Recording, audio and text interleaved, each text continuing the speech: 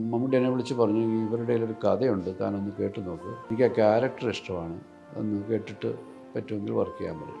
ഇവർ വന്ന് ഈ കഥ പറഞ്ഞപ്പോൾ അതൊരു 6 മാസം ഭ്രാന്തും 6 മാസം നോർമലുമായിട്ട് ജീവിക്കുന്ന ഒരു മനുഷ്യൻ്റെ കഥയാണ്. മമ്മൂട്ടി പറഞ്ഞ പോലെ എൻ്റെ കരിയറിൻ്റെയും ടേണിംഗ് പോയിൻ്റ് തന്നെ ആവർത്തനമാണ്. ലോഹി സിബി കൂട്ടുകെട്ടല്ലേ? അതെ, അപ്പോഴുണ്ട്. അതാണ് അതിൻ്റെ ഒരു സ്റ്റാർട്ട്. അതേ സമയത്ത് തന്നെ അതിൻ്റെ പാരലായിട്ട് ന്യൂഡൽഹിയും വരുന്നുണ്ട്. അതായിരിക്കാം മമ്മൂട്ടി പറയുന്നത് എൻ്റെ കരിയർ അവിടെയാണ് സ്റ്റാർട്ട് ചെയ്യുന്നത്. ഞാൻ ഷൂട്ടിങ്ങിൻ്റെ സമയത്ത് തന്നെ ആ സമയത്ത് മമ്മൂട്ടിയുടെ ഒരു പടം തിയേറ്ററിൽ വരികയും അത് വലിയ രീതിയിൽ നെഗറ്റീവായിട്ടുള്ളൊരു റിപ്പോർട്ട്സും ഷൂട്ടിംഗ് സ്ഥലത്തേക്ക് ആ റിപ്പോർട്ടൊക്കെ എത്തുമ്പോൾ മമ്മൂട്ടി വലിയ അപ്സെറ്റ് ആകുന്ന കാര്യങ്ങളൊക്കെ ഞാൻ പറഞ്ഞു.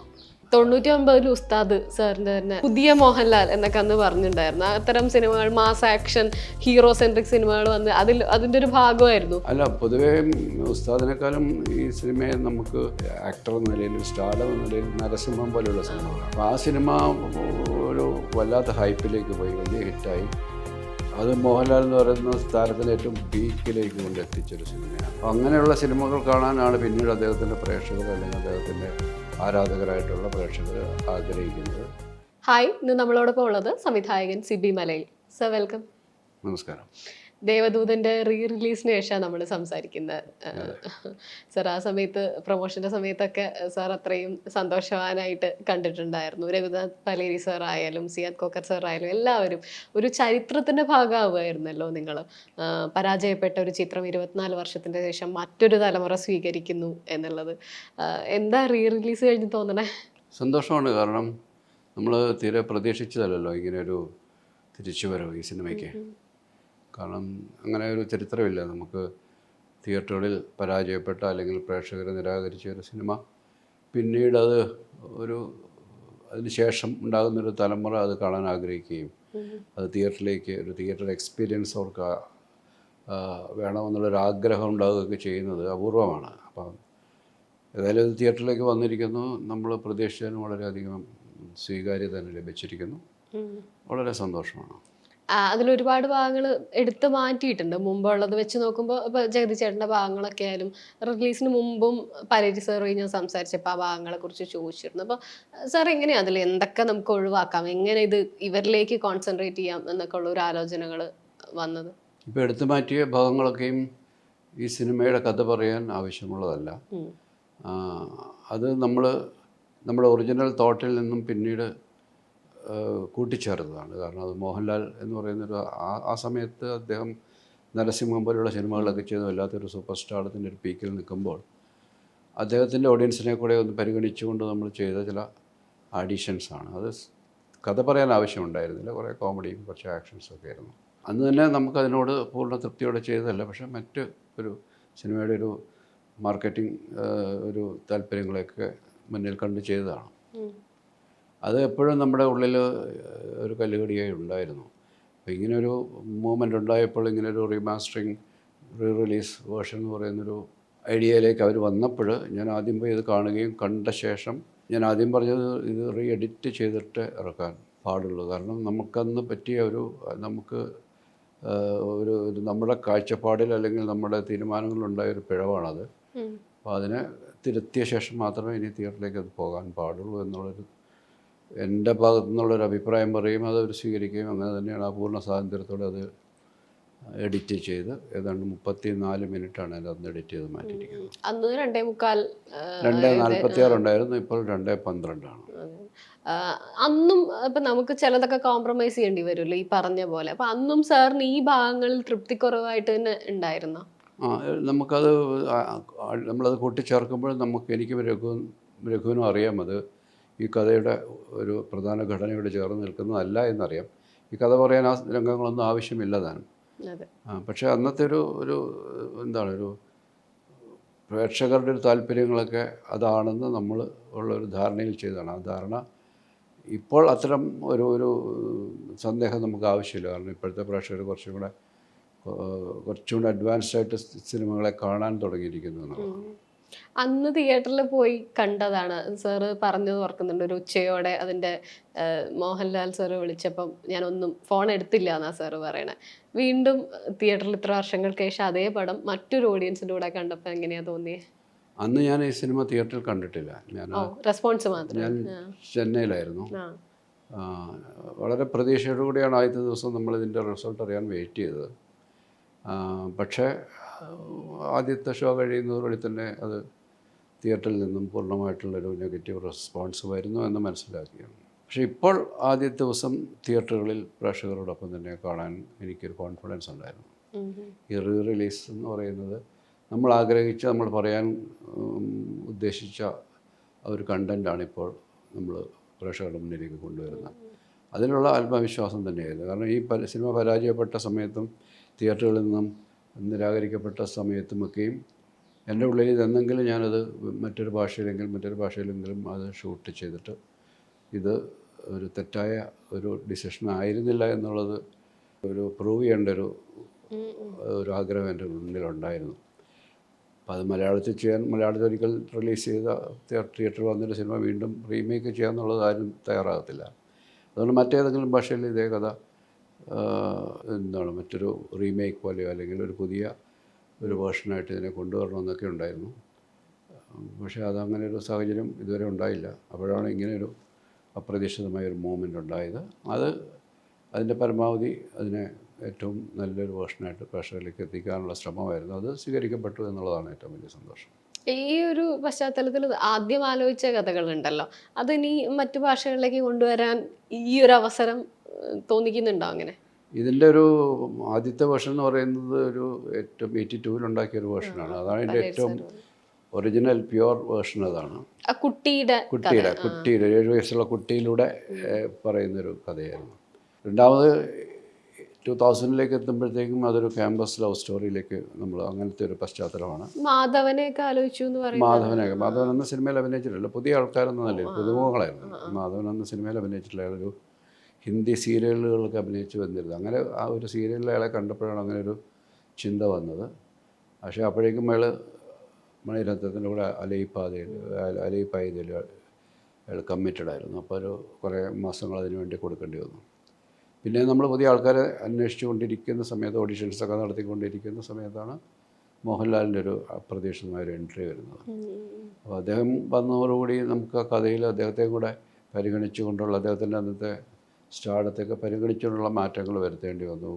കോളേജ് സ്റ്റുഡൻ്റ് എന്ന നിലയിലൊരു അതിൽ നിന്ന് മാറിയൊരു പൂർവ്വ വിദ്യാർത്ഥി എന്ന നിലയിലൊക്കെ കൊണ്ടുവരേണ്ടി വന്നു. പിന്നെ ഒരു മ്യൂസിക്കൽ ലെജൻഡ് എന്നൊക്കെ നിലയിൽ നമ്മൾ വീണ്ടും ആ ക്യാരക്ടറിനെ ഒന്നും മാറ്റി പ്ലേസ് ചെയ്തു. 99-ൽ ഉസ്താദ് സാറിൻ്റെ തന്നെ പടം വരുന്നത് അല്ലേ? ഒരു വർഷം കഴിഞ്ഞാൽ ഇത് വരുന്നത്. അപ്പോൾ ഈ പറഞ്ഞ ഒരു മോഹൻലാൽ, ഒരു പുതിയ മോഹൻലാൽ എന്നൊക്കെ അന്ന് പറഞ്ഞിട്ടുണ്ടായിരുന്നു. അത്തരം സിനിമകൾ, മാസ് ആക്ഷൻ ഹീറോ സെൻട്രിക് സിനിമകൾ വന്ന് അതിൻ്റെ ഒരു ഭാഗമായിരുന്നു ഉസ്താദിലെ ഒരു കഥാപാത്രം. പക്ഷെ ഒരു സിബി മലയിൽ, നമ്മൾ മുമ്പ് സംസാരിച്ച് പറഞ്ഞു, സിബി മലയിൽ സിനിമയാണോ എന്ന് കാണുമ്പോൾ തോന്നാത്തൊരു സിനിമ എന്ന് പറയും.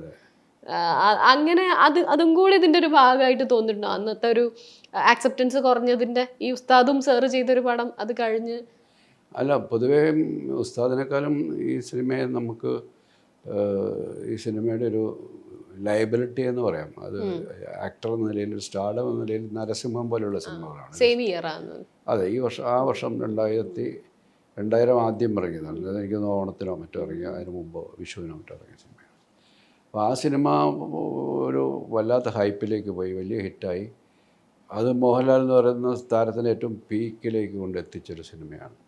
അപ്പോൾ അങ്ങനെയുള്ള സിനിമകൾ കാണാനാണ് പിന്നീട് അദ്ദേഹത്തിൻ്റെ പ്രേക്ഷകർ, അല്ലെങ്കിൽ അദ്ദേഹത്തിൻ്റെ ആരാധകരായിട്ടുള്ള പ്രേക്ഷകർ ആഗ്രഹിച്ചത് അത് തന്നെ. അവരും ഈ ദേവദൂതൻ എന്നുള്ള പേരൊക്കെ അവർ മിസ്ഗൈഡ് ചെയ്ത് കാണാം.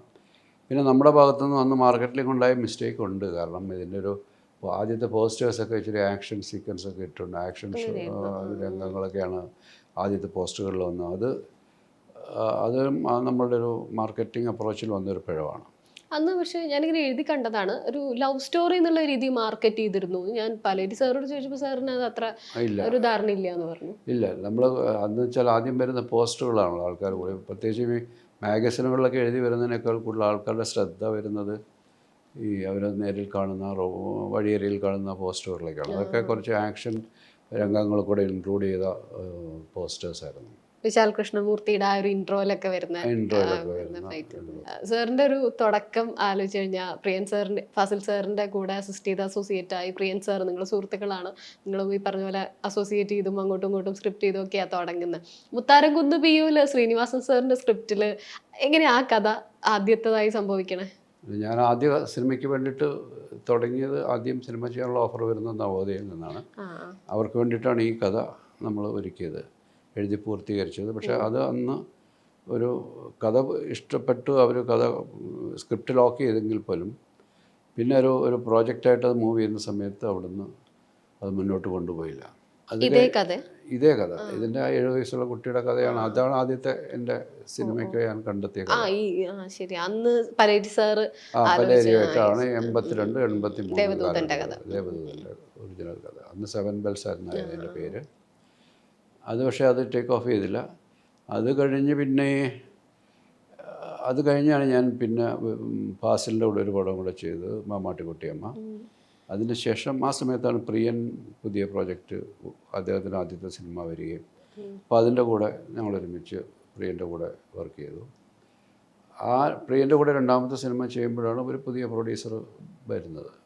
എനിക്ക് മുമ്പ് പരിചയമില്ലാത്ത ഒരു പ്രൊഡ്യൂസർ എന്നെ അന്വേഷിച്ച് വന്നു. അപ്പോൾ അദ്ദേഹത്തിന് വേണ്ടിയിട്ട് മറ്റൊരു സിനിമ, അത് ഞാനും വാലേരിയും കൂടെ തന്നെ ഒരു കഥ വർക്ക് ചെയ്തിരുന്നു. പക്ഷേ അത് വർക്കായില്ല, അതും സിനിമയായില്ല. അന്ന് മോഹൻലാൽ ഉൾപ്പെടെയുള്ള ആർട്ടിസ്റ്റ്, രഹ്മാൻ, മോഹൻലാൽ അവരെയൊക്കെ വെച്ചുകൊണ്ടുള്ളൊരു കഥയായിരുന്നു. പക്ഷേ അതും സംഭവിച്ചില്ല. അപ്പോഴാണ് പ്രൊഡ്യൂസർ പറഞ്ഞത്, നിങ്ങൾക്ക് ഇഷ്ടമുള്ളൊരു കഥ ചെയ്യാം, ആർട്ടിസ്റ്റുകൾ എനിക്ക് വിഷയമല്ല, നിങ്ങൾക്ക് ഇഷ്ടപ്പെടുന്നൊരു കഥ കണ്ടെത്തിയാൽ മതി, അതിനകത്ത് ആരാണോ വേണ്ടത് അതനുസരിച്ച് നമുക്ക് മുന്നോട്ട് പോകാമെന്ന് പറഞ്ഞു. അങ്ങനെ കഥ അന്വേഷിക്കുന്ന നടക്കുന്ന സമയത്താണ് ജഗദീഷ് ഈ ഒരു കഥ ഒരു ഔട്ട്ലൈൻ എൻ്റെ അടുത്ത് പറഞ്ഞു. ജഗദീഷ് ശ്രീനിവാസൻ്റെ അടുത്തും പറഞ്ഞു. ശ്രീനിവാസനും അത് താല്പര്യമുണ്ടെന്ന് പറഞ്ഞു. പക്ഷേ ശ്രീനിവാസൻ അതിനെ ഒന്നും കൂടെ അതിൻ്റെ ഒരു പശ്ചാത്തലം മാറ്റി. ജഗദീഷ് പറഞ്ഞ കഥ ഒരു പാരലൽ കോളേജിലെ ഒരു പ്രിൻസിപ്പളും അയാളുടെ മകളും അവിടെ പഠിക്കുന്ന കുറേ ചെറുപ്പക്കാരും തമ്മിലുള്ള ഒരു റിലേഷൻ, തമാശകളും പ്രണയമൊക്കെ ആയിരുന്നു. അതൊരു കൺവെൻഷണൽ ആയിട്ടുള്ളൊരു തോട്ടായതുകൊണ്ട് ശ്രീനിയാണ് പറഞ്ഞത്, നമുക്കിത് വേറൊരു പശ്ചാത്തലത്തിലേക്ക് മാറ്റി പിടിക്കാം. അങ്ങനെയാണ് ഗുസ്തിയും ഒരു ക്യാരക്ടറും പോസ്റ്റ് ഓഫീസും അങ്ങനെയൊക്കെ പറയുന്ന വേറൊരു കുറച്ചും കൂടെ ഒരു ഗ്രാമീണമായൊരു പശ്ചാത്തലവും ഒരു ഒരു ഹ്യൂമർ ബാക്ക്ഗ്രൗണ്ടൊക്കെ അതിനേക്ക് വരുന്നത് അവിടെയാണ്. അതിലെ ഏറ്റവും ഹ്യൂമറിൽ മമ്മൂട്ടി ചേട്ടൻ. അതെ, അന്ന് മമ്മൂട്ടിയൊക്കെ ഭയങ്കര സ്റ്റാർഡത്തിൻ്റെ പീക്കിൽ നിൽക്കുന്ന സമയം കൂടെയാണ്. അപ്പം അങ്ങനെ മമ്മൂട്ടി അതിനകത്ത് ഡബ് ചെയ്തിട്ടുണ്ട്, കത്ത് വായിക്കുന്നത് മമ്മൂട്ടിയാണ്. അപ്പോൾ അതൊരു ഫ്രഷ്നെസ് ഉണ്ടായിരുന്നൊരു സിനിമയായിരുന്നു അന്ന്. ഒരു സ്ലാപ്സ്റ്റിക് കോമഡി അല്ലാതെ ഒരു സിറ്റുവേഷണൽ കോമഡിയും കാര്യങ്ങളൊക്കെ ആയിട്ട് വളരെ നിർദോഷമായ ഒരു ലൈറ്റ് ഹ്യൂമർ. അതെ, അപ്പോൾ ആ സിനിമ തിയേറ്ററുകളിൽ വിജയിച്ചില്ലെങ്കിൽ പോലും ഒരു ഡയറക്ടർ എന്ന നിലയിൽ എനിക്ക് അക്സെപ്റ്റൻസ് ഉണ്ടാക്കി തന്ന സിനിമയാണ്. അതുകൊണ്ടാണ് മുന്നോട്ട് പോകാനുള്ളൊരു സാധ്യത തുറന്നു കിട്ടിയത്. ധാരാസിംഗിനെ കൊണ്ടുവന്ന സിനിമ എന്ന് പറയുന്നുണ്ടായിരുന്നു. എങ്ങനെയാ പുള്ളിയെ കൊണ്ടുവരാൻ തീരുമാനിക്കണേ? ആ പേരിൽ ആ പുള്ളി തന്നെ വരട്ടെ എന്ന് വെച്ചിട്ട്? അല്ല, അതേ പുള്ളി കഥ എഴുതി തുടങ്ങുമ്പോൾ അങ്ങനെ ഒരു ക്യാരക്ടർ ഇല്ല. ഷൂട്ടിംഗ് നടക്കുമ്പോൾ പാരലായിട്ട് എഴുത്ത് നടക്കുക, അന്നത്തെ രീതി അതാണ്. ശ്രീനി സാർ പ്രത്യേകിച്ച് അങ്ങനെയാണ്. അതെ, ഫുൾ ബൈൻഡഡ് സ്ക്രിപ്റ്റ് ഒന്നും ഇല്ല, കഥയുടെ ഒരു ഐഡിയ ഉണ്ട്, പിന്നെ ലൊക്കേഷനിലേക്ക് പോവുക, അങ്ങ് എഴുതി തുടങ്ങുക, എഴുതി കിട്ടുന്നതനുസരിച്ച് ഷൂട്ട് ചെയ്തുകൊണ്ടിരിക്കുക എന്നുള്ള രീതിയായിരുന്നു. അപ്പോൾ ഷൂട്ടിങ്ങിൻ്റെ ഒരു കുറേ ദിവസങ്ങൾ കഴിഞ്ഞപ്പോഴാണ്, ഒരു പകുതിയോളം സമയമൊക്കെ ആയപ്പോഴാണ് ശ്രീനി പറയുന്നത്, ഇങ്ങനൊരു കഥാപാത്രം ഇപ്പോൾ വന്നിട്ടുണ്ട്, അപ്പോൾ ധാരാസിംഗ് വരണം, അയാളെ വെച്ച് തന്നെയാണ് ഞാൻ എഴുതിയിരിക്കുന്നത്, അപ്പോൾ അദ്ദേഹത്തെ കൊണ്ടുവരണമെന്ന് പറഞ്ഞു. അപ്പം അദ്ദേഹത്തെ ഇപ്പോൾ എവിടെ പോയി ഇങ്ങനെ കണ്ടുപിടിക്കുക, അദ്ദേഹം ബോംബെയിലാണെന്നുള്ള മാത്രം അറിയാം. അദ്ദേഹം ഇന്ന് രാമായണം പോലെ ഏതൊരു സിനിമയിൽ ഹനുമാൻ്റെയൊക്കെ വേഷം ചെയ്തൊക്കെ നിൽക്കുന്ന ഒരു സമയമാണ്. അങ്ങനെ അദ്ദേഹത്തെ തപ്പി വിടാനായിട്ടല്ല പെട്ടെന്ന് പിന്നെ ജഗദീഷാണ് കൂടെ ഉണ്ടായിരുന്നത്. ജഗദീഷാണെങ്കിൽ അത്യാവശ്യം ഹിന്ദി സംസാരിക്കും, പിന്നെ എവിടെയും ഇടിച്ചു കയറാനുള്ളൊരു കഴിവുണ്ട്. അപ്പോൾ ജഗദീഷ് തന്നെ ബോംബെയിൽ പോയി അദ്ദേഹത്തെ കണ്ട് കഥ പറഞ്ഞ് കൺവിൻസ് ചെയ്ത് വരികയാണുണ്ടായിരുന്നു.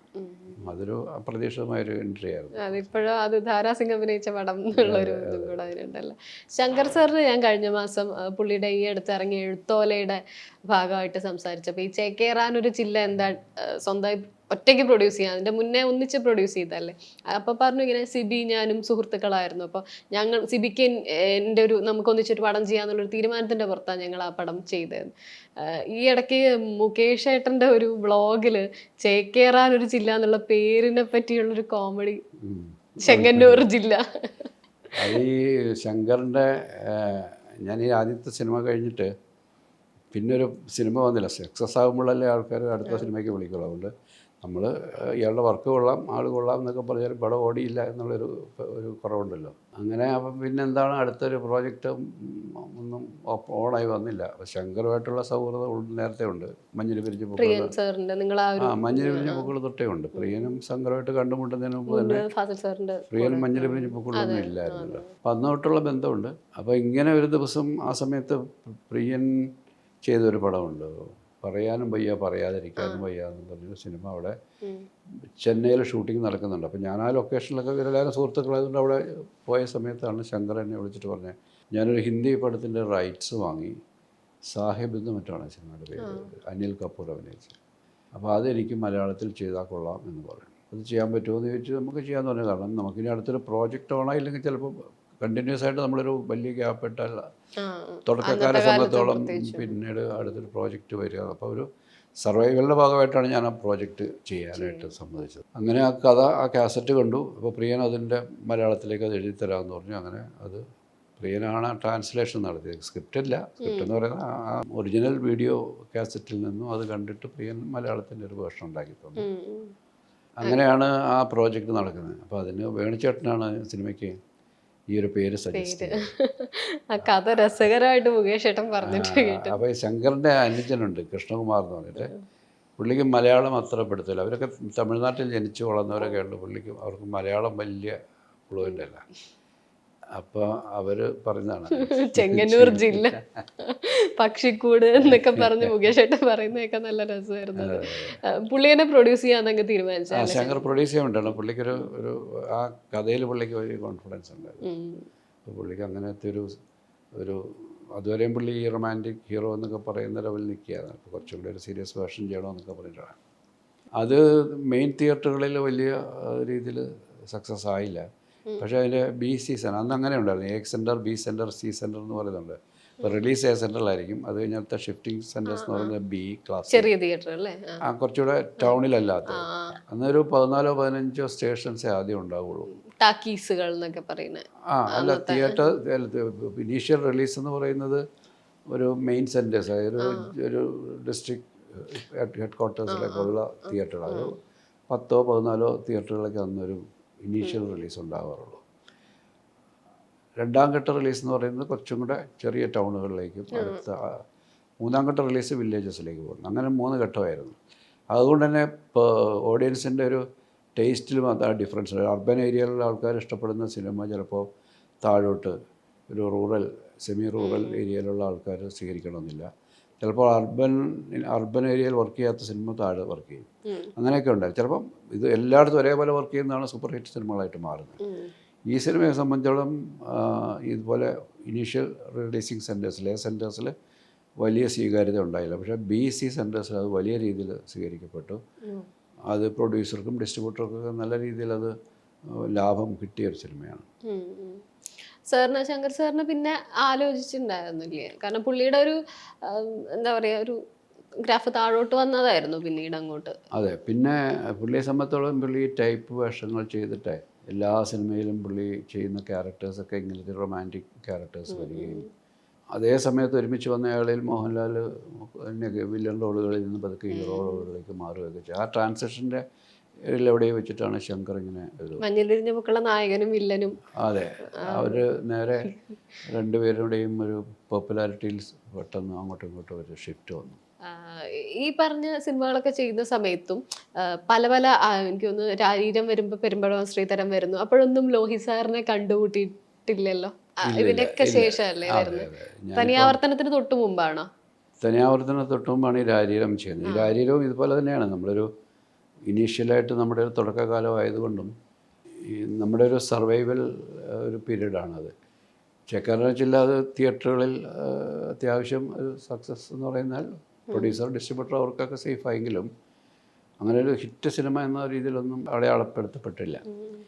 പിന്നെ അങ്ങനെയും ഇനി അടുത്ത പ്രോജക്റ്റ് നിൽക്കുമ്പോഴാണ് പെട്ടെന്ന് ശ്രീനിയാണ് ഒരു ദൂരദൂരയുടെ കഥ പറയുകയും അത് മോഹൻലാലിൻ്റെ അടുത്ത് ഓൾറെഡി എന്നോട് പറയുന്നതിന് മുമ്പ് മോഹൻലാലിൻ്റെ അടുത്ത് ശ്രീനി കഥ പറയുകയും അപ്പോൾ ലാൽ ഇഷ്ടപ്പെട്ടപ്പോൾ ആരാണിത് ചെയ്യാൻ അപ്പോഴത്തേക്ക് ശ്രീനിയാണ് എൻ്റെ. അപ്പോഴൊക്കെ ഞാൻ അറിയുന്നില്ല, അതെല്ലാം കഴിഞ്ഞാണ് ശ്രീനി എൻ്റെ പേര് ലാലിൻ്റെ അടുത്ത് പറയുകയും ലാൽ ഓക്കെ പറയുകയും അതിനുശേഷമാണ് ഞാൻ അറിയുന്നത്. അപ്പോഴത്തേക്ക് അരോമാമണി എന്ന് പറഞ്ഞൊരു പ്രൊഡ്യൂസർക്ക് എന്തോ മോഹൻലാൽ ഒരു ഡേറ്റ് ഓഫർ ചെയ്തിരുന്നു. ആ ഡേറ്റ് ഇതുമായിട്ട് ക്ലബ് ചെയ്തിട്ടാണ് അങ്ങനെ ആ പ്രോജക്റ്റ് നടക്കുന്നത്. അതും വലിയ സക്സസ് ഒന്നും ആയില്ല. പിന്നീട് അതും ഈ സോൾട്ട് മാംഗോ ട്രീയും അതിലെ തമാശകളൊക്കെ പിന്നീടാണ് കൂടുതൽ പോപ്പുലറായത്.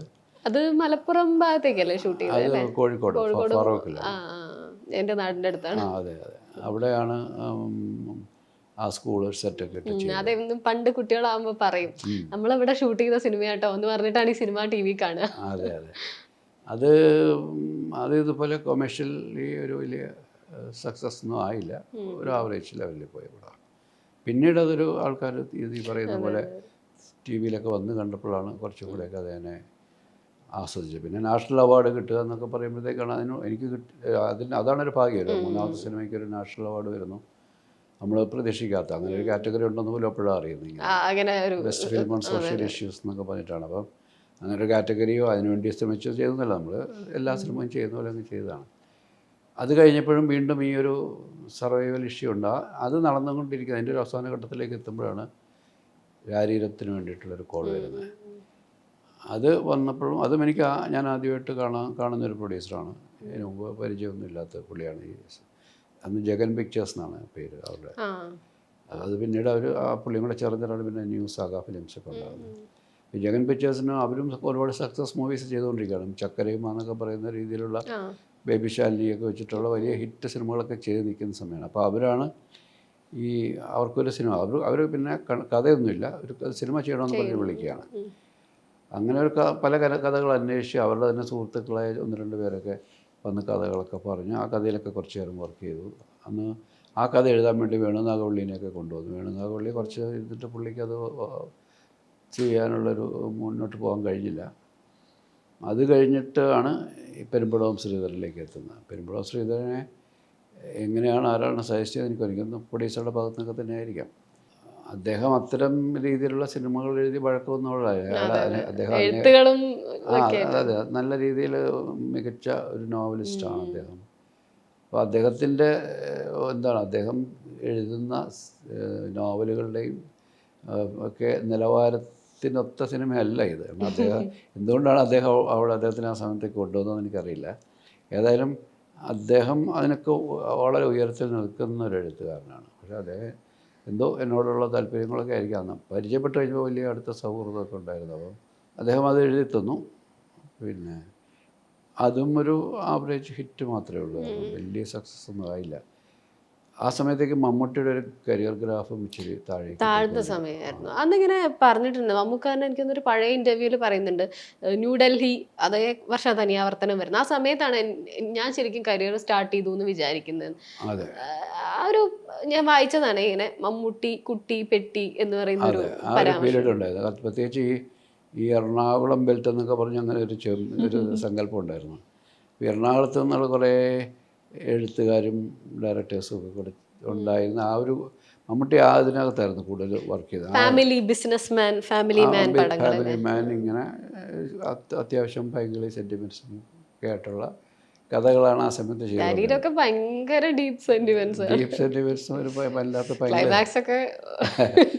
ഒരു പൈങ്കിളി സ്വഭാവം ഉണ്ട് ആ സിനിമകൾക്കെല്ലാം. ആ സമയത്ത് ഒരുപാടെണ്ണം അങ്ങനെ ഇപ്പോൾ ഈ ഹിറ്റ് അതിൽ കുറേ എണ്ണം ഹിറ്റായി കഴിഞ്ഞപ്പോഴാണ് പിന്നെ നമ്മൾ ഈ ചക്കരയുമ എന്നൊക്കെ പറയുന്നത് അതുപോലത്തെ ആ ജോണറിൽപ്പെട്ട സിനിമകളൊക്കെ ചിലത് ഹിറ്റായി. ആ ഹിറ്റായതോടെ പിന്നെ അത്തരം സിനിമകൾ ആവർത്തിക്കപ്പെടുകയും അതിനെല്ലാം മമ്മൂട്ടി ചെയ്യേണ്ടി വരികയൊക്കെ ചെയ്തു. അതങ്ങനെ ഒരു ട്രാപ്പിൽ നമ്മളറിയാതെ അങ്ങനത്തെ ചില ട്രാപ്പുകളിൽ പെട്ടുപോകുമല്ലോ. മമ്മൂട്ടിക്കും അങ്ങനെ ഒരു സാഹചര്യം അപ്പോൾ ഉണ്ടായിരുന്നു. ഞാൻ ഷൂട്ടിങ്ങിൻ്റെ സമയത്ത് തന്നെ ആ സമയത്ത് മമ്മൂട്ടിയുടെ ഒരു പടം തിയേറ്ററിൽ വന്നുകയും അത് വലിയ രീതിയിൽ നെഗറ്റീവായിട്ടുള്ളൊരു റിപ്പോർട്ട്സും ഷൂട്ടിംഗ് സ്ഥലത്തേക്ക് ആ റിപ്പോർട്ടൊക്കെ എത്തുമ്പോൾ മമ്മൂട്ടി വലിയ അപ്സെറ്റ് ആകുന്ന കാര്യങ്ങളൊക്കെ ഞാൻ ഓർക്കുന്നുണ്ട്. അതിനുശേഷമാണ് തനിയാവർത്തനത്തിലേക്ക് എത്തുന്നത്. തനിയാവർത്തനത്തിലേക്ക് എത്തുന്നതും ഇതുപോലെ അതിൻ്റെ ഡബ്ബിങ് കണ്ടിട്ട് അദ്ദേഹം ഡബ്ബ് ചെയ്ത ശേഷം തിലകഞ്ചേട്ടൻ എൻ്റെ അടുത്ത് ചോദിച്ചു, നിങ്ങൾക്ക് പറ്റുന്നൊരു എഴുത്തുകാരനെ ഞാൻ പരിചയപ്പെടുത്തി തരാമെന്നുള്ളത്. ഒരു പക്ഷേ അദ്ദേഹം ഡബ്ബ് ചെയ്തപ്പോൾ ഞാൻ ചെയ്ത വർക്കിൻ്റെ ഒരു ക്വാളിറ്റി എന്തെങ്കിലും അദ്ദേഹത്തിന് താല്പര്യം തോന്നിയിട്ടായിരിക്കാം ഒരു നല്ല എഴുത്തുകാരൻ്റെ കുറവ് എനിക്കുണ്ടെന്നുള്ളത് മനസ്സിലാക്കുന്നത്. അങ്ങനെയാണ് ഏത് പടം ഡബ്ബ് ചെയ്യുമ്പോഴാണ് രാരീരം അദ്ദേഹം ഒരു ഡോക്ടറെ വേഷം ചെയ്തിട്ടുണ്ട്. അപ്പോഴാണ് അദ്ദേഹമാണ് ലോഹിയെ സജസ്റ്റ് ചെയ്യുന്നതും ലോഹി എന്നെ ഒന്ന് കാണാൻ തോന്നുന്നു. അതാണ് എൻ്റെ കരിയറിലെ മമ്മൂട്ടി പറഞ്ഞ പോലെ എൻ്റെ കരിയറിൻ്റെയും ടേണിംഗ് പോയിൻ്റ് തന്നെ ആവർത്തനമാണ്. ലോഹി, സിബി, കൂട്ടുകെട്ട് അല്ലേ? അതെ, അപ്പോഴുണ്ട്. അതാണ് അതിൻ്റെ ഒരു സ്റ്റാർട്ട്. അതേ സമയത്ത് തന്നെ അതിൻ്റെ പാരലായിട്ട് ന്യൂഡൽഹിയും വരുന്നുണ്ട്. മമ്മൂട്ടിയെ സംബന്ധിച്ചുള്ള മമ്മൂട്ടിയുടെ കരിയറിൽ 2 ജോണറിൽപ്പെട്ട കുറച്ച് ഒന്ന് വളരെ പക്ക ഒരു മാസ് കൊമേഴ്ഷ്യൽ ഒരു വേറൊരു സ്റ്റേറ്റിലുള്ള പടമാണ് ന്യൂഡൽഹി. അതേ സമയത്ത് തന്നെ മമ്മൂട്ടിയുടെ ഒരു വളരെ ഇമോഷണലി കുറച്ചും കൂടെ സീരിയസ് അപ്രോച്ചുള്ള ഒരു അതും രണ്ടും ഒരേ ശ്രമിച്ചു വന്നപ്പോഴത്തേക്കും മമ്മൂട്ടിക്ക് അത് വലിയ രീതിയിൽ ഗുണം ചെയ്തു. മുമ്പോട്ടുള്ള മമ്മൂട്ടിയുടെ കരിയറിൻ്റെ ഒരു അതായിരിക്കാം മമ്മൂട്ടി പറയുന്നത് എൻ്റെ കരിയർ അവിടെയാണ് സ്റ്റാർട്ട് ചെയ്യുന്നത്. നമ്മൾ സോൾട്ട് മാംഗോ ട്രീ പറഞ്ഞപ്പോൾ ആ സീനുണ്ടല്ലോ, ഇങ്ങനെ കയറി വരികയാണ് ഈ സാറ് ഇംഗ്ലീഷിൽ തുരുതുരാ എന്തൊക്കെയോ പറഞ്ഞുകൊണ്ടിരിക്കും. ശ്രീനി സാറ് പൊതുവേ ധ്യാൻ ചേട്ടനൊക്കെ കളിയാക്കി പറയും, ജനറേറ്ററിന്റെ ചൂടടിച്ചാലേ എഴുതുള്ളൂ അച്ഛൻ എന്ന് പറയുന്ന പോലെ. അപ്പൊ ആ സീൻ എങ്ങനെയാ ശരിക്കും ക്രിയേറ്റ് ചെയ്തത്? ആദ്യം സ്ക്രിപ്റ്റഡ് ആണോ ഈ പറയുന്നതൊക്കെ? അല്ല, സ്ക്രിപ്റ്റ് ഉണ്ടാവും, പക്ഷെ അത് ഇംഗ്ലീഷ് ലാസ്റ്റ് മിനിറ്റേ വരുള്ളൂ. ഇത് തുരുതുര പറയണല്ലോ, അത് പഠിച്ചു പറയുകയല്ലോ, എന്തൊക്കെയോ തെറ്റല്ലേ നമ്മൾ പറയുന്നത്? അല്ല, കുറേയൊക്കെ അപ്പം ഇംപ്രവൈസ് ചെയ്യുന്ന കൂടിയാണ്. അപ്പോൾ ലാലുമൊക്കെ അത് മുടുക്കന്മാരാണുള്ളത്. രാരീര് അതുപോലെ ഗീതു മോഹൻദാസ്, ഈ ബേബി ശാലിനിയൊക്കെ ഹിറ്റായി നിൽക്കുന്ന സമയമാണല്ലോ. ഗീതു മോഹൻദാസിനെ കണ്ടെത്തുന്നത് എങ്ങനെയാ? അല്ല, ഗീതു മോഹൻദാസ് ആദ്യം ചെയ്തത് 1 മുതൽ 0 വരെ എന്ന രഘുനാഥ് പലേരിയുടെ ഫസ്റ്റ് ഡയറക്ടോറിയൽ മൂവിയാണ്. നവോദയയുടെ പ്രൊഡക്ഷനാണ്. അതിലാണ് ഗീതു ആദ്യം അഭിനയിക്കുന്നത്. അത് കഴിഞ്ഞ് ആ സമയത്താണ് ഇതിലേക്ക് വരുന്നത്. 1 മുതൽ 0 കഴിഞ്ഞാണ് ആ 1 മുതൽ 0 വരെ നല്ല രീതിയിൽ സ്വീകരിക്കപ്പെട്ട സിനിമയാണ്. അപ്പോൾ അത് കഴിഞ്ഞ് വന്നതാണ് രാരീരം. അപ്പം പെട്ടെന്നൊരു ബേബി ശാലിനിക്ക് കഴിഞ്ഞ് വരുന്നൊരു ചൈൽഡ് ആർട്ടിസ്റ്റ് എന്ന് പറയുന്ന നിലയിലാണ് വന്നത്. പിന്നെ വലുതായി കഴിഞ്ഞ് അറിയപ്പെടുന്ന ഡയറക്ടർ മാറി. ഒരു ശാലിനി നിറഞ്ഞിരിക്കുന്ന സമയത്ത് ഒരു പുതുമയും കൂടെ ശാലിനി അപ്പോഴത്തേക്ക് വളരെ തിരക്കായിപ്പോയി. ശാലിനി പിന്നെ മറ്റു ഭാഷകളിലൊക്കെ വളരെ തിരക്കുള്ള ഒരു സൂപ്പർ ചൈൽഡ് ആർട്ടിസ്റ്റ് മാറി. തനിയാവർത്തനത്തിന്റെ ഒക്കെ ഒരു ഇതില് ബാലമാഷയൊക്കെ ചെയ്യിക്കുമ്പം സത്യനന്ദിക്കാട് സാറ് പറഞ്ഞിട്ടുണ്ട്, മമ്മൂട്ടി ഉറക്കം തരില്ല ഒരു പടം കമ്മിറ്റ് ചെയ്ത് കഴിഞ്ഞാൽ. അതിനെപ്പറ്റി ചോദിച്ചുകൊണ്ടിരിക്കുന്നത് ആ മമ്മൂക്ക തന്നെ പറഞ്ഞിട്ടുണ്ട്, അത് റെഫർ ചെയ്ത് പറഞ്ഞിട്ടുണ്ട്. എങ്ങനെയായിരുന്നു ബാലമാഷ? ഇങ്ങനെ ഒരു പീരീഡാണ്, ഒരു ബ്രേക്ക് പുള്ളിക്ക് അത്യാവശ്യമാണ്. അപ്പൊ ബാലമാഷയൊക്കെ ചെയ്യാന്ന് പറയുന്നത് പുള്ളി അതിനെടുത്തൊരു എഫേർട്ടിനെ എങ്ങനെയാ സാർ ഓർക്കണേ? ശരിക്കും പുള്ളി അതല്ല, എൻ്റെ അടുത്തേക്ക് പുള്ളി 2 എഴുത്തുകാരെ വിടുകയായിരുന്നു. ശരീരം കഴിഞ്ഞ സമയത്ത് ഞാനിങ്ങനെ അടുത്ത പ്രോജക്റ്റിൽ നിന്നുള്ള ചിന്തകളൊക്കെ എടുത്ത് നിൽക്കുമ്പോൾ വേറെ അന്ന് വീണ്ടും ഒരു പ്രൊഡ്യൂസർ എന്ന് പറയുന്നത് നമ്മുടെ മുമ്പിലില്ല. ശരീരം കഴിഞ്ഞ് നിൽക്കുന്ന സമയത്ത് ഇങ്ങനെ അടുത്തൊരു പ്രോജക്റ്റ് ഇങ്ങനെ ഒരു പ്രൊഡ്യൂസറൊന്നും എൻ്റെ മുമ്പിലില്ല. അപ്പോഴേക്കും എൻ്റെ തന്നെ നാട്ടുകാരനായ എൻ്റെ കോളേജിലൊക്കെ പഠിച്ചിരുന്നൊരു നന്ദകുമാർ എന്ന് പറയും, പുള്ളി അതിന് മുമ്പ് 1-2 സിനിമകളൊക്കെ പ്രൊഡ്യൂസ് ചെയ്തിട്ടുണ്ട്. ആലപ്പി അഷ്റഫിനെയൊക്കെ വെച്ചിട്ട് ഒരു സിനിമയൊക്കെ, നിന്നിഷ്ടം എന്നിഷ്ടം എന്നൊക്കെ പറഞ്ഞ സിനിമയൊക്കെ പ്രൊഡ്യൂസ് ചെയ്തിട്ടുണ്ട്. അപ്പോൾ പുള്ളി എന്നെ വന്ന് കണ്ടിട്ട് ഒരു സിനിമ ചെയ്യാൻ ആഗ്രഹമുണ്ടെന്നൊക്കെ പറഞ്ഞു. അപ്പം ഞാൻ ആലോചിക്കുക, അതിനൊരു കഥ നമുക്ക് ചിന്തിക്കാമെന്നൊക്കെ പറഞ്ഞിരിക്കുമ്പോഴാണ് മമ്മൂട്ടി 2 ചെറുപ്പക്കാരെ എൻ്റെ അടുത്തേക്ക് വിടുന്നത്. മമ്മൂട്ടി എന്നെ വിളിച്ച് പറഞ്ഞു, ഇവരുടെ ഒരു കഥയുണ്ട്, താനൊന്ന് കേട്ട് നോക്ക്, എനിക്ക് ആ ക്യാരക്ടർ ഇഷ്ടമാണ്, ഒന്ന് കേട്ടിട്ട് പറ്റുമെങ്കിൽ വർക്ക് ചെയ്യാൻ പറയും. ഇവർ വന്ന് ഈ കഥ പറഞ്ഞപ്പോൾ അതൊരു 6 മാസം ഭ്രാന്തും 6 മാസം നോർമലുമായിട്ട് ജീവിക്കുന്ന ഒരു മനുഷ്യൻ്റെ കഥയാണ്. ഇവിടെ ഈ ഐലൻഡിൻ്റെ അടുത്ത് ഈ പുല്ല് തെറ്റി വയ്ക്കുന്ന ഒരു കമ്മ്യൂണിറ്റി ഉണ്ട്. അപ്പോൾ ആ പശ്ചാത്തലമാണ് അവർ പറഞ്ഞത്. അപ്പോൾ ഞാൻ അവരോട് അതിൻ്റെ ലോജിക്ക് എന്താണ്, എന്തുകൊണ്ടാണ് 6 മാസം നോർമൽ 6 മാസം അബ്നോർമൽ ആകുന്നതെന്ന് ചോദിച്ചപ്പോൾ അവർ പറയുന്നത് അങ്ങനെ ഒരാൾ ഞങ്ങളുടെ വീട്ടിനകത്തുണ്ടെന്നുള്ള. പക്ഷേ ഒരു ലോജിക്കില്ല, അങ്ങനെ ഒരാളവിടെ ഉണ്ടെന്നുള്ളത് നമുക്കൊരു വലിയ ഓഡിയൻസിൻ്റെ മുമ്പിലേക്ക് പറയാൻ പറ്റത്തില്ല. അതിൻ്റെ ലോജിക്ക് നമുക്കൂടെ ബോധ്യപ്പെടണ്ടേ, അതവർക്കില്ല. അങ്ങനെ ലോജിക്ക് പറയാൻ അവർക്കുണ്ടായില്ല. ഏതായാലും അവരോട് എഴുതാൻ പറഞ്ഞു. പക്ഷേ എഴുതി വന്നപ്പോഴും എനിക്കത് തൃപ്തികരമായി വന്നില്ല. അപ്പോഴേക്കും മമ്മൂട്ടി അത് പ്രോജക്റ്റ് ഓണായി എന്നുള്ള ധാരണയിൽ ഈ പ്രൊഡ്യൂസർ വന്നു, അദ്ദേഹവും അതിനകത്ത് ഇൻവോൾവായി. ആ കഥയ്ക്ക് വേണ്ടിയിട്ടുള്ള കുറേ കാസ്റ്റിംഗ് ഒക്കെ നടത്തി തുടങ്ങി. കാരണം മമ്മൂട്ടിയുടെ ഡേറ്റ് മെയ് ആദ്യമാണ്. ആ സമയത്തേക്ക് ഇത് ചെയ്യണം. ഇതൊരു ഏകദേശം ഏപ്രിൽ ആദ്യമായി. അത്ര പെട്ടെന്നാണ്. അപ്പം അന്നൊക്കെ അങ്ങനെയാണ്, എല്ലാം പെട്ടെന്ന് പ്രോജക്റ്റുകൾ കുറച്ച് ദിവസങ്ങളൊക്കെ ഷൂട്ടിങ് ദിവസങ്ങൾ കൊണ്ട് ഭരതം ചെയ്ത ആൾക്കാർ. അതെ. അപ്പം ഇതുകൊണ്ട് മുന്നോട്ട് പോകാതായി. ഇപ്പോൾ പ്രൊഡ്യൂസറിൻ്റെ അടുത്ത് ഞാൻ പറഞ്ഞപ്പോൾ അയ്യോ ഞാനിപ്പോൾ എല്ലാവർക്കും അഡ്വാൻസ് ഒക്കെ കൊടുത്രയും ഇൻവോൾവ് ആയി. കാരണം അന്നത്തൊക്കെ വലിയ പ്രൊഡ്യൂസർമാരൊന്നും അല്ലല്ലോ, അവർ ചെറിയ ബഡ്ജറ്റിലൊക്കെ ചെയ്യുന്ന ആൾക്കാരാണ്. അങ്ങനെയാണ് ലോഹിയുടെ പെട്ടെന്ന് ഇതൊന്നും പിന്നൊരു രക്ഷാദൗത്യമാണ് ഈ പ്രോജക്റ്റ് എങ്ങനെയെങ്കിലും നഷ്ടപ്പെടാതെ ആ പ്രൊഡ്യൂസറുടെ പൈസ പോകാതെ ഒരു പ്രോജക്റ്റായിട്ട് ഇതിനെ കൊണ്ടുവരണമെന്ന് വിചാരിച്ചിട്ട് പിന്നെ അപ്പോഴാണ് ലോഹിയുടെ ഒരു ഓർമ്മ എനിക്ക് വന്നത്. അതിന് മുമ്പ് ലോഹി എന്നെ വന്ന് കണ്ട് 2-3 കഥകൾ പറഞ്ഞിരുന്നു. എല്ലാ കഥകളും എനിക്ക് ഇഷ്ടമായിരുന്നു. പക്ഷേ മമ്മൂട്ടി പറയുന്ന ഈ ഒരു ക്യാരക്ടറിനെ ലോഹിയുടെ നിന്ന് വേറൊരു ഈ കഥ ഒന്ന് ലോഹിയെ കൊണ്ട് എന്തെങ്കിലും വർക്ക് ചെയ്യാൻ പറ്റുമെന്ന് അറിയാൻ വേണ്ടിയാണ് അങ്ങനെ ലോഹിയെ അന്വേഷിച്ച് പോകുന്നത്. ലോഹിയെ കണ്ടെത്തി ലോഹിയുമായിട്ട് കണ്ടു. അതേ രാത്രിയിൽ തന്നെ വന്ന് ഈ കഥ പറയുമ്പോൾ അദ്ദേഹത്തിന് ഈ കഥ പറയുന്നത് ഈ കഥയിലൊന്നും ചെയ്യാനില്ല, കാരണം അത് റിപ്പയറബിൾ ആയിട്ടുള്ളൊരു കണ്ടീഷനാണ്. അപ്പോൾ അത് വെച്ചിട്ട് ചെയ്തിട്ട് കാര്യമില്ല. എൻ്റെ കയ്യിലൊരു കഥയുണ്ട് ഇത്തരത്തിലൊരു പശ്ചാത്തലം, ഒരു ഭ്രാന്തൊക്കെ ആയിട്ട് ബന്ധപ്പെട്ട്. അത് ഞാനൊന്ന് മനസ്സിലിട്ട് വർക്ക് ചെയ്തിട്ട് പറയാമെന്ന് പറഞ്ഞു. അങ്ങനെയാണ് ആ കഥയിലേക്ക് ഒരു രാവും പകലും അദ്ദേഹം അതിൻ്റെ പുറത്തിരുന്നു മനസ്സോയം. അങ്ങനെയാണ് തന്നെ ആവർത്തനത്തിലേക്ക് എത്തുന്നത്.